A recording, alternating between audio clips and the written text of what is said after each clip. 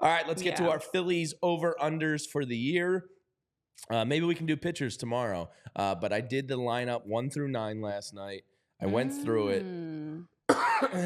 You're struggling Excuse me. over there. And I went through and found what I think is a major offensive category for each guy.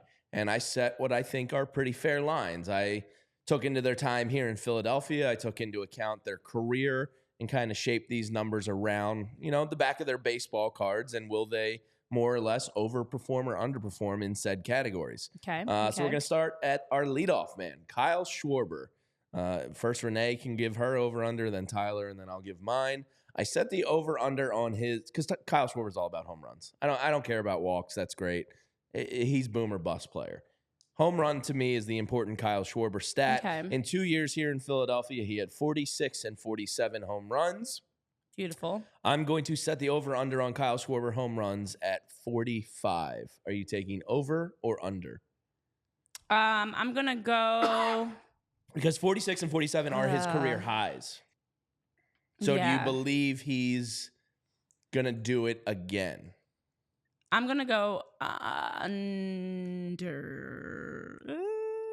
I'm not good on the spot with decisions. You're going to have to be, Renee. I'm trying. You got 9 of these to pick. Oh, no. Why am I Just first? go with your gut. I'm going under. Okay, under. I'm Tyler, going under. under 45 But a Schwarber close home under. runs. I am going to take the under, but I do believe he hits 40-plus again. I was going to say the same thing. So I think he probably is in like the 42, 43 range. Okay. It's going to be close, but I will take the under. I think there's a slight regression, but I would take the over 200 average. I think he has a better average this year. Okay. Yeah, I do. I could see like a 40 to 44 I range. am with you guys as well. I'm going to go under on the 45. I think he's in that 42, 43 range. Yeah. That's a big number. It's a lot of home runs. That's a lot of home runs. I know Major League Baseball has him projected to hit the second most home runs this season behind Aaron Judge. I forget what the number was for What's that up, one. Mopar, but I you think it was wacko? like I think they projected over 45. Okay. Yeah, Randy I'm going Rubert in under. the chat says 50. The 50 Ooh, a burger 50 for plus. Schwarber this year. None of us would hate that, Randy, at all. Let's hope you're right, Randy, and we are all wrong. All right, Trea Turner, your number 2 hole hitter. Now, Bryson Stott has been giving him some shit. He has mentioned it himself. He wants to steal more bases this year. He's been in the 40s twice in his career. Mm-hmm. He's a very fast player. In my opinion, in most people's opinions, he wasn't sent enough last year. At least in the beginning. He picked up in the second half. But Rob has even mentioned it. I want Trea to steal more bases. I want to put that pressure on the defense. So I set the Trea Turner over-under stolen bases line at 34.5. Where are you going? He had 30 last year. Can I just throw out there, I'm not a big fan of the half when it comes to betting. Well, that's why we're not having any ties, Renee. I know, you need but the half what is for a half a win. base? How do you steal a half a base? You don't. You don't. Exactly. It gives you the win So or you the don't loss. push. Exactly. Yes. So it's a weird thing. But anyways, I'm going to go over, and here's why. I know in the chat, Randy's bringing up, post-ovation Turner in terms of Kyle, who I don't hate, by the way. I like Kyle Schwarber. But I feel like if Trea Turner, last year there was a lot mentally going on there. He was just adjusting. Of course, the post-ovation Trea was much better. I think we're going to get a much more calm, cool, and collected Trea that can just go out there and play, not overthink, just have fun all season, playing good baseball. And I think with that means he can now just go with the flow, including just going and stealing the bag. So he's going over right, for that Tyler. 34.5. Over under 34.5 stolen bags. So last year, 9 guys stole 35 bags or more. Of course, Acuna and Ruiz were at the top. Trea Turner stole 30. He finished tied for 15th-ish. And that was a down year for him offensively. If I expect him to get on base probably, 15 to 20 more times. That's maybe a little bit high, but maybe 15-ish times more than he did last year. I could conceivably believe that he steals 5 more bags. Assuming he stays healthy and plays close to 160 games, I will take the over in this one. I think he's right at about 35-36. And in the chat, Ray. Good. So you're saying it's a good line. It's a great line. Ray, play-by-play with Jay. Everybody's rhyming today. I feel like it's a lot of J's and Rays and stuff. Spiral Out, you guys are all saying over as well. So yeah, everybody's taking the over. Mopar says says slash line 296. What does that say? 180 hits. 180 hits. Ooh. 80 RBIs, 35 stolen bases, OPS 956. Hell yeah. I like it, Mopar. Let's party. Coming in with the stats. I would also go slight over. Okay. And my deciding factor on that was I think Bryson Stott will give him enough shit if he's not stealing enough bags that the friendly competitiveness. I like it. I like it. Will push him over. They might not be great taking road trips together, but they do a great job of motivating each other. All right, Bryce Harper. You guys have heard of him? 2-time NL MVP. Yeah, he's pretty okay. good at this baseball thing. I'm going to set his line for RBIs because he is the heart of the order. He is the team. Now, Bryce, oddly, is not a huge north of 100 RBI guy in his career. He's only gone over 100 RBIs twice, which is kind of wild for a 2-time NL MVP. So I'm going to set his RBI total at 101.5 on the year. Renee, are you going over or under 101.5? There's a clear asterisk you forgot on that because Bryce had 100 RBIs in 2018 with the Nationals, 114 with the Phillies in 2019. And since then, though, it's been pandemic, it's been injury plagued, and he's only done it twice. Has never been a dad of 3. It's so true. That just solidified it to me as we hear the news that him and his wife are expecting baby number 3. We're going to get some crazy dad strength to Bryce Harper. Number 3 is going for 3, and he's also going for over on this RBI count. I think this is going to be a major year for Bryce. A full season of healthy, a full season at first base, a full season of him just feeling good, haven't had a spring training under his belt. He's going over 101. Chris Slemmer says easy over there. Tyler, over under 101. This actually, I think, might be the hardest one of the grouping that you've put together because I think that I don't know how many games Bryce Harper is going to play this year. Like, I think that the back is going to flare up at times and he's going to miss some games. Like, does he play 130 or does he play 140? Does he play 150? I mean, that, like, I know you can't project health and we're saying full seasons, you have to but factor that in with it. This is a real thing. The other guys you would say, well, if he doesn't get hurt, but there's no reason to assume that he's going to miss time. With Bryce Harper, the back could flare up at any given moment, and I'm not sure how many games he's going to play. This is really, really difficult for me. I think that I'm going to take the over, but I don't think it's going to be by much. Okay. I mean, and quite frankly, like, I wouldn't be stunned if he finishes at like 92, 93. It's fine if there's other guys in the 90s on the team. It doesn't matter. This one I don't know. I really, for the first time, and probably the only one looking at your list, this one I really do not know. I take the over on this one, like, optimistically speaking. To your point, though, he hasn't played over 150 games since 2019 when he hit 114 RBIs. Of course, last year, 126 games. He had 141 was the highest in the last 5 years, and that was in 2021. I think he's going to go over. I do think he's going to be, obviously they know going into it his back issues, which I think is helpful to be able to manage it because you know it going in from day one. Get the German blood cycling going. Get I think I'm gonna stick with the over, but I see it's a good point, Tyler. His health is obviously huge. Number 4 hitter, the cleanup hitter for your Phillies. Catcher JT Real Muto. Now, for JT, he doesn't have your classic 4-hole pop. He's not going to be a 30-plus home run guy, but he will get you in that 20 to 25 home runs, typically, range. So for him, if he's not hitting the ball out of the ballpark in the 4-hole, the thing I think he needs to do great is hit doubles. So I set a JT doubles line at 28.5 doubles on the year. In his career, he has gone over that 4 times. Now, he had the big offseason work in the biomechanics lab, apparently fixed a little bit of a hole in his swing with his front step. Renee, over or under 28.5 doubles for JT?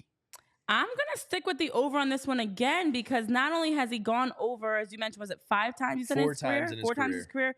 He's come very close in the times that he's fallen short, 25, 26. The lowest for him was like 21, and that was back in 2015. So most recently, when you look at his numbers, the last 3 seasons, it's been trending. And actually, I'm sorry, dating back to 2016, it's been 25 or more, excluding 2020, because that's the asterisk. The lines makers are good, Renee. So I'm going over.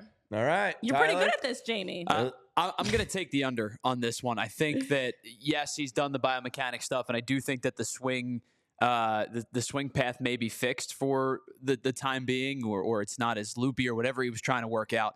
I'm going to take the under, however, because I just think that personally heading into his year 33 season that the offensive productivity for JT Realmuto is going to begin to slip a little bit. That doesn't mean that he's not going to be good, but I don't think he's going to be as productive as you've seen him in his first 4 seasons with the Phillies, and probably closer to a slash line of what you saw last year at that 250, 260 mark. I don't think he gets over 28.5. I would put him probably closer to 24, 25 doubles. I'll take the under. All right. I also am going to go under, slight under. I think he's in that Ooh, both of 26, you. 27 range. But, God, that's a good line. All right, Bryson Stott, our man, as my girls call him at home, Stotty Too Hottie, hitting in your 5-hole this year. Really kind of excelled last year, both in the field and at the plate. Shows a great 2-strike hitting ability. Shows a great command and control of the strike zone. So for his major offensive category, we're just going to go with batting average. Tyler believes he's going to be, competing for a batting title one day in his career. To do that, he's probably going to have to become a 300 or better hitter. So I'm setting for year 3, full-time in the offense, a over-under on his batting average on the season at 285. Are you going over or under, Renee? I feel like I just keep saying over, but yeah, I'm going to go over on this one. I feel like he has been trending in the right direction in his start to his career. And I do feel like this is a year we're going to see. I mean, last year was a step up from 2022. I think this year he's going to continue to progress. Huge improvements. He's getting more comfortable. He also is someone with dad strength right now coming into the season after they had their first child in November. But I also just feel like he's maturing as a player and even maturing in his approach to the game. So I'm gonna take the over on this one too, for sure. Yeah, it's gonna be, Chris and Lummer I will say agrees with you. also, I'm gonna take it a step further, and I've been saying this before, but because it is opening day eve officially, I'm gonna also say this is the year that Bryson Stott puts his name on the map outside of just Philly, that more teams are aware of the talent of him on both sides of the ball. All right, Tyler, over under 285. Yeah, I don't think you need to ask me this one. You know where I stand on Bryson Stott. I'm going to take the over. Last year he hit 282 against lefties. I expect him to continue to progress better against left-handed pitching. The power is obviously there much more for him as a lefty against righties, but that generally happens for most hitters. BABIP last year was 312, which means it was a little above average. So even if that comes back down just a little bit, maybe the average dips. You would think maybe the average dips a little bit from the 280 that he hit last year, but I think he just takes another step forward. 285 is probably right at a really good line. I could conceivably. These bookmakers are good. I could conceivably see him at 280, 288, right, 289, 290. You know how I feel about Bryson Stott. I'm going to take the over on this one. I'm going to go slight under, actually. I think he's going to be in that 282 or 283 range because of this. Last year, yes, he did take steps versus lefties, which was great to see. This year, I think they're not going to be as selective of which lefties he faces. I think Rob Thompson in the analytical department last year threw him out against lefties that they thought he had a good chance of hitting. This year, he might get out there versus some bigger name lefties. So I don't know I hope I eat these words. But I'm going to go slight under there because of that. Play-by-play with JJ's mentioning also Kevin Long's points about wanting Stott to swing at the first pitch a little bit more. There's some tweaks and some things that they've been talking about behind the scenes that could help or hurt in this situation. Yeah. All right, Alec Boehm is going to be batting in the 6-hole. With him, he's made improvements defensively. He needs to basically not ground into as many double plays this year. Please. But the ultimate question with him is, can he develop the power that you kind of need from a third baseman? He's been taking baby steps in the right direction. Will he take the big toddler step?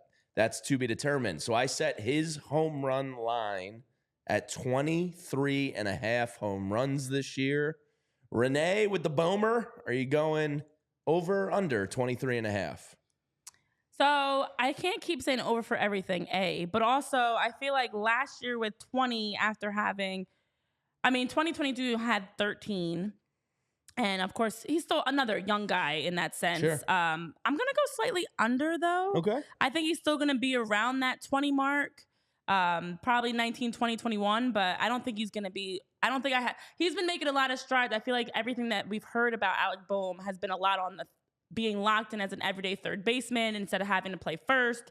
and more of that aspect of his game, I feel like he's just going to continue to give you All steady right. at Chris bats. Lemmer says over with 27. WYM says wow. over. Shout out Chris Miller. He says Bohm under 23 and a half. Yeah, I think Hypothetical it's man slightly over under. easy. Randy says over. Spiral out says over. Come on, Bomer, step up. Tyler, over under 23 and a half dingers. I think if you would have given me 25 and a half, I would have definitively taken the under. Well, that's why I did it, Tyler. I don't like you, to be quite frank. Tyler respects a good sports This book. is a really good line because I think he's probably at about 22 or 23 home runs this year. Which would be great, Make a decision, too. coward. If I'm going to stand on my business and what I've been talking about with Alec Say it Bohm, with your chest. especially with one of our Okay, Kevin Hart. one of the big Alec Bohm stands out there, and our friend Vince, I will take the under, but it's not by much. Okay. Yeah, again, I think, and I know Chris Miller in the chat. What's up, Chris? You're saying 20 was the last meaningful game against the Mets, and he barely got 20. Like, I do agree that it felt like 20 is right where he's at. And I think that's a great spot for him to be this year. Well, this is kind of the reason I went home runs with him. This is like kind of his make or break year, I think, when it comes to point. power. I mean, I think he's tapped out in power. That's the thing. That's what I think too. I'm going to go under personally. But I do think there's a scenario where he hits 23 to 25 home runs. So again, God, these lines are good, people. What Wonder is this, who Bet came up with Parks? them. Is this Bet Parks making these lines? All right, the last two hitters in the lineup, and then we're going to call it a day. Brandon Two? Marsh is batting in the 8th hole. How dare you skip over Oh, our I'm buddy sorry. Nick. I'm sorry. I Man. skipped the Mimbo. Wow, the 7 How hole. dare you? Nick Castellanos in the 7 hole. Excuse me, I'm getting ahead of myself here. Got Nick a little cocky over there.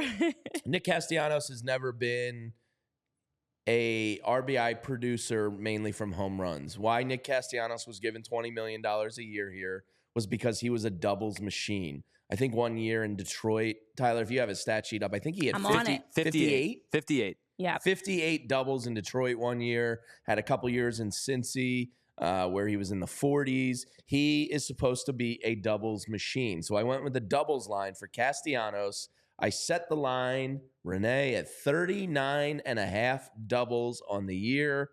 What are you taking, over or under?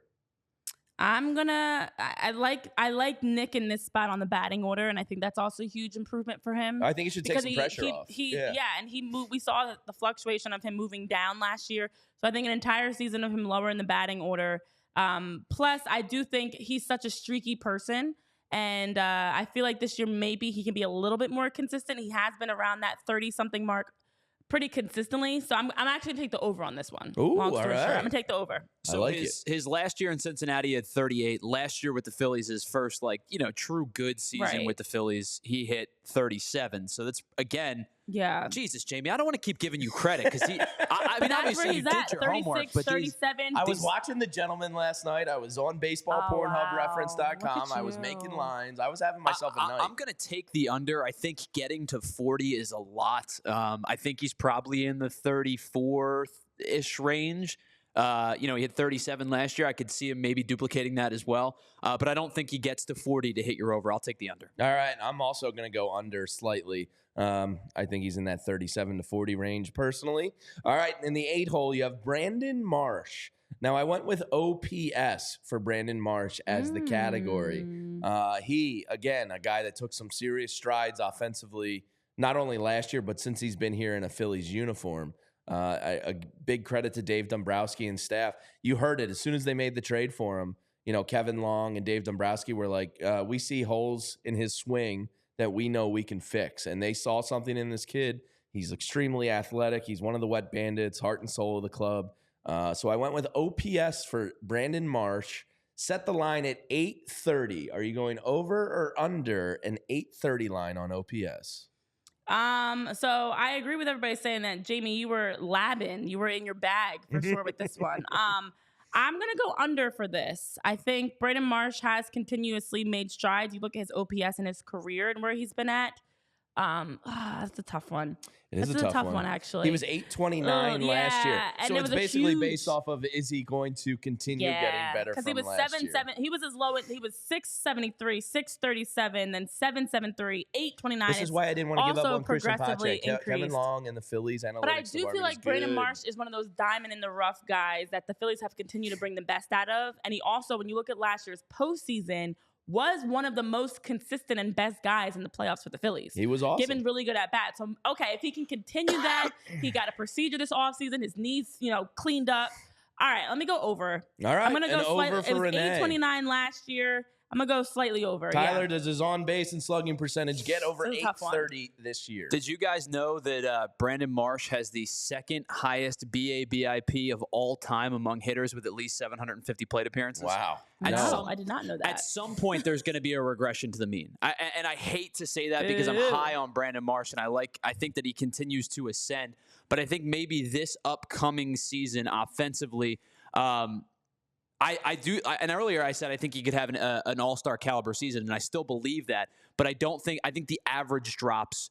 Or let me rephrase it. I think the average stays He up. was But 277 last year, and his on-base was 372. So I think the bleeders and the bloops, they come down because that's just regression to the mean. I think that the power maybe ascends a little bit more. He had 12 home runs and 25 doubles. So that's 37 extra base hits. He had 43 with the triples. If he can get it to like 46, 47, then maybe the over hits because he was at 829 last year. But for right now, I'm going to take the under. Yeah, people in the chat said this was a tough one. A couple overs, tough. a couple unders. This is Hypothetical man says this might be the toughest one. Why does Tyler hate the Phillies? Randy wants to know. I don't know. Tyler's, it's 'cause you're more critical. Yeah, well, I thought he would be good at this because he would analyze the shit out I of go these. I go with a different tactic. All right, our 9-hole hitter, the man Under. that has been My heart. Under. Oh, Under. man. Whatever I it is. tweaked it. I Whatever had it it at is. 270 something. I tweaked Okay. it to 267.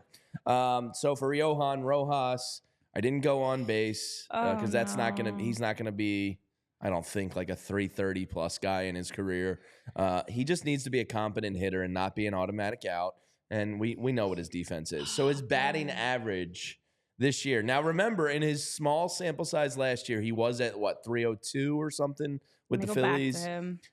That's obviously on the high end of what we're all expecting here. So I dropped it down to 267, a 267 batting average. It sounds on the high side, but if you're a believer of Johan Rojas, maybe it's something he can obtain.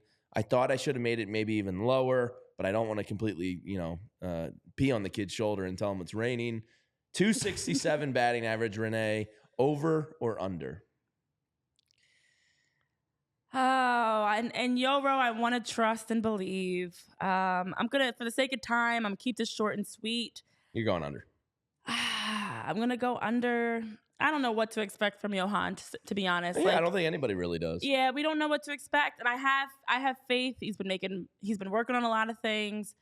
I'm gonna go under though. I don't know. Yeah, no, I think that's a safer bet. I set the line a little high. But I had to base it on last year's 302 average. Like, Yeah. I'm not going to set it higher than that. I think more realistic. If he can be that 250 to 260 hitter, I think that's best case scenario.